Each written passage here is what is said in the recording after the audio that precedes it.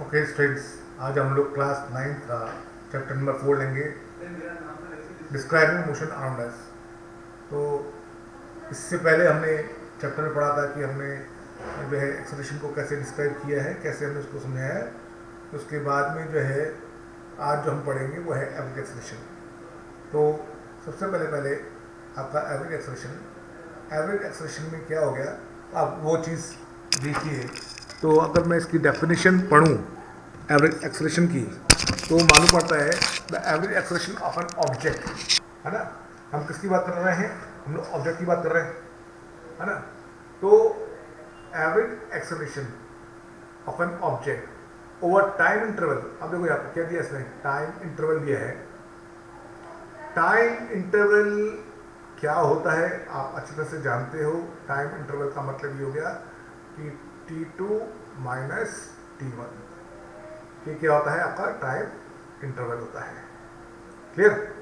तो जब भी हम लोग बात करते हैं टाइम इंटरवल की, तो difference between the two times होता है। क्लियर? अब बात चल रही है चेंज इन इट्स वेलोसिटी, है ना। Is the change in velocity divide by time interval, यानी कि जब भी हम लोग वेलोसिटी में जो चेंज आया है v माइनस यू, उसको हम कहते हैं चेंज इन वेलोसिटी, वो डिवाइड करता है t2 माइनस t1 से, तो क्या निकलता है? एक्सेलरेशन a निकलता है। क्या निकलता है? एक्सेलरेशन a निकलता है। तो यहाँ पर क्या बताया गया है कि इफ द वेलोसिटी, इसे साफ कर रखा है, if the velocity of an object changes, है ना। वेलोसिटी क्या हो गई? चेंज हो रही है। कहाँ से? From initial velocity u। Initial velocity क्या है? u। जब इनिशियल वेलोसिटी u था तो सब टाइम कितना था? t1 था। और u से जब ये फाइनल वेलोसिटी v बन गया तो सब टाइम कितना था? t2। तो एवरेज एक्सेलरेशन क्या बन जाएगा? एवरेज एक्सेलरेशन बन जाएगा आपका इसका मैथमेटिकल फॉर्म क्या हो गया? a इक्वल्स टू ए, यानी कि आपका हो गया एवरेज एक्सेलरेशन हो गया a equals to change in velocity divide by time. तो उसको v minus u divide by t2 minus t1 से रिप्रेजेंट कर रहे हैं। क्लियर? तो चेंज इन वेलोसिटी भी जो है मीटर, उसकी यूनिट क्या होगी? मीटर पर सेकंड होगी। और टाइम इंटरवल तो आप जानते ही हो, सेकंड से होता है। तो ऐसा यूनिट ऑफ एवरेज एक्सेलरेशन क्या होगा? मीटर पर सेकंड स्क्वायर, या फिर क्या बोलोगे आप बोलोगे मीटर सेकंड के पर -2 power. Clear? Now next, an object has acceleration. कोई भी ऑब्जेक्ट जो होता है उसका एक्सेलरेशन कब होगा? अगर इफ इट्स स्पीड चेंजेस, यानी कि क्या हो गया? उसकी स्पीड जो है वो चेंज हो जाए। क्या हो जाए? उसकी स्पीड चेंज हो, या फिर डायरेक्शन चेंज हो, या फिर जो है दोनों ही चेंज हो जाए। तो एक एग्जांपल दिया है, जैसे कार जो है, कार की स्पीड बढ़ जाए या स्लो हो जाए, तो उसका मतलब उसमें क्या है? एक्सेलरेशन है। नंबर 2, अगर मान लो कि कार की स्पीड क्या है? सेम है, लेकिन वो कर्व पाथ पे मूव कर रही है, तो इसका मतलब उसके पास में एक्सेलरेशन है। क्लियर? अब देखिए नेक्स्ट, कहता है अ बस is moving on a long straight highway with a velocity of 36 kilometre per hour. बस जो है वो 36 किलोमीटर पर आवर की स्पीड से चल रही है, और ड्राइवर क्या कर रहा है? प्रेस कर रहा है एक्सीलेटर को। कितनी देर के लिए? For a time interval of 10 seconds, यानी कि t2 माइनस t1 की वैल्यू कितनी है? 10 है। और फिर उसके बाद में जो वेलोसिटी ऑफ बस है वो क्या हो गई? इंक्रीज हो गई। पहले 36 थी, अब 54 किलोमीटर पर आवर हो गई। उसके बाद में क्या हुआ? After some times the bus moves at a constant speed, constant velocity. Constant velocity से वो लगातार चली जा रही है। तो ड्राइवर ने क्या देखा कि रोड के आगे कुछ ऑब्स्टिकल है, तो इसलिए उसने ब्रेक लगा दिया। The bus comes to stop. बस जो है वो रुक गई, लेकिन रुकने में 5 सेकंड का समय लग गया। तो आपको कैलकुलेट करना है average acceleration in the two time interval. पहला, जब ड्राइवर ने एक्सीलेटर दबाया, और दूसरा तब जब ड्राइवर ने ब्रेक लगाया। तो इस क्वेश्चन को अगर आप ध्यान से पढ़ते हो तो मालूम पड़ता है कि 36 किलोमीटर पर आवर, यहाँ पे यूनिट क्या दी हुई है? किलोमीटर पर आवर दी हुई है। तो पहले इसको हम लोग मीटर पर सेकंड में कन्वर्ट करेंगे, ठीक ना। तो स्टेप नंबर 1 कन्वर्शन होगा इनिशियल वेलोसिटी का किलोमीटर पर आवर से मीटर पर सेकंड में कन्वर्ट करने के लिए हमने क्या किया, 5/18 से इसको मल्टीप्लाई कर दिया। तो क्या हो गया, 18 × 18, 18 × 36, 5 × 10 हो गया। तो 10 मीटर पर सेकंड क्या हो गई इसकी, ये इनिशियल वेलोसिटी हो गई।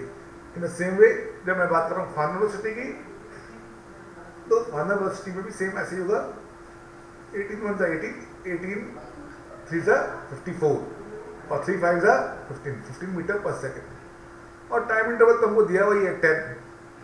अब क्या हुआ, एवरेज एक्सेलरेशन कैलकुलेट करेंगे। तो हमें पता है इसका एवरेज एक्सेलरेशन का फॉर्मूला क्या होता है, final velocity minus initial velocity divide by time. तो ज़रा देखो ए, यहाँ पे जो ए दिया हुआ है उसमें क्या हो गया, 15 - 10 कितना हो गया, 5 आ गया। 5 को डिवाइड किया 10 से, तो 0.5 मीटर पर सेकंड स्क्वायर आ गया। तो ये पहला पार्ट इसका पूरा हो गया।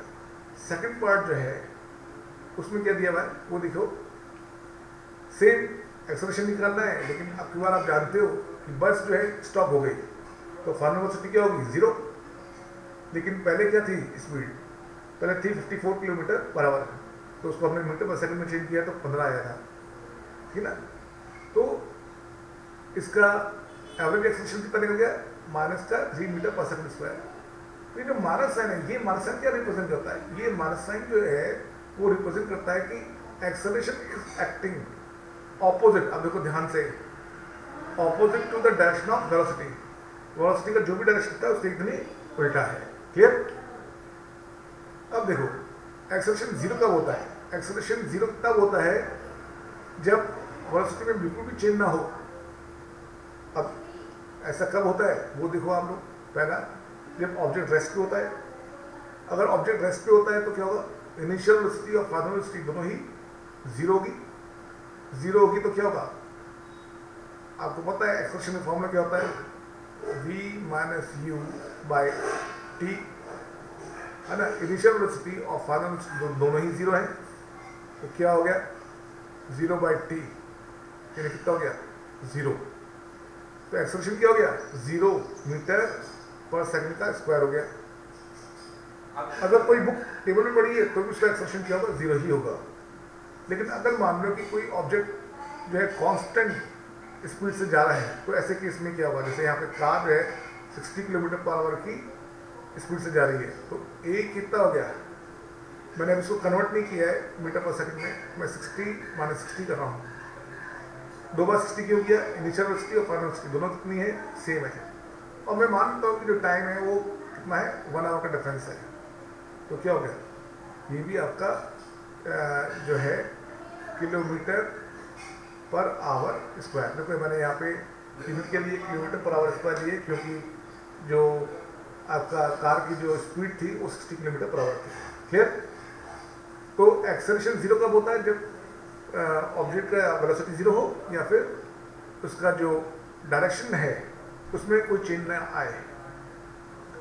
मैथमेटिकली कैसे होगा वो मैंने आपको यहाँ पे दिखाया है, ऑब्जेक्ट कब रेस्ट होता है और कब एक्सेलरेशन जब 0 कब होगा, जब इनिशियल वेलोसिटी और फाइनल वेलोसिटी दोनों सेम होगी। क्लियर। तो ऐसे केस में क्या होगा, देखो यहाँ पे क्या दिया है, ये u v को हटा के u दिया, u - u = 0। क्लियर। तो acceleration is 0 when there is no change in the velocity. अब ये आपको आपका नॉलेज चेक करने के लिए कुछ क्वेश्चंस दिए हैं, kindly solve this questions and आप डिस्क्रिप्शन बॉक्स में इसका आंसर लिखिए।